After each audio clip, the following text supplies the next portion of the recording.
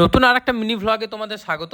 হঠাৎ করে প্ল্যান হয়ে গেল মায়াপুর যাবো, তাই বর্ধমান স্টেশনে 8 নম্বর প্ল্যাটফর্ম থেকে টিকিট কেটে কাটোয়া লোকাল ধরলাম। 2:05 ট্রেন ধরে বাইরের দৃশ্য দেখতে দেখতে আমরা কাটোয়া পৌঁছলাম 3:20। কাটোয়া স্টেশনে নামার পরে আমাদেরকে আবার নবদ্বীপ যাওয়ার জন্য একটা ট্রেন ধরতে হবে, তাই 7 নম্বর প্ল্যাটফর্মে আসলাম। 7 নম্বর প্ল্যাটফর্মে এসে দেখি ট্রেন কিন্তু দাঁড়িয়েছিল।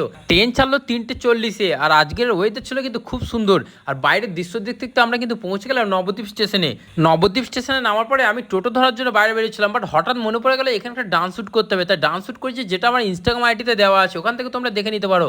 তারপরে স্টেশনে বাইরে আসলাম। স্টেশনে বাইরে এসে টোটো ধরে বলে যাচ্ছিলাম, তখনই দুটো কাকুর সঙ্গে দেখা হলো। যা কাকুরা বলছিল রিক্সা করে যাওয়ার জন্য, বাট আমরা রিক্সা করে যাবো না, আমরা টোটো করেই যাবো। তাই টোটো করে গেলে কিন্তু শর্টকাটও হবে, খরচাও কম হবে। রিক্সা করে গেলে কিন্তু অনেক টাকা খরচা হয়ে যাবে, রিক্সা করে গেলে কিন্তু আবার টাইমও বেশি লাগবে। তাই টোটো ধরার জন্য আবার এগিয়ে গেলাম। তারপরে ফাইনালি একটা টোটো পেয়ে গেলাম। টোটোতে চেপে আমরা 20 টাকা ভাড়া দিয়ে পৌঁছে গেলাম নবদ্বীপ লঞ্চ ঘাট। আর নবদ্বীপ লঞ্চ ঘাটে নামার পরের ভিডিওটা নেক্সট পার্টে আসবে। তো আজকে ভ্লগটা গাইস এখানেই শেষ করছি, দেখা হবে নতুন মিনি ভ্লগে।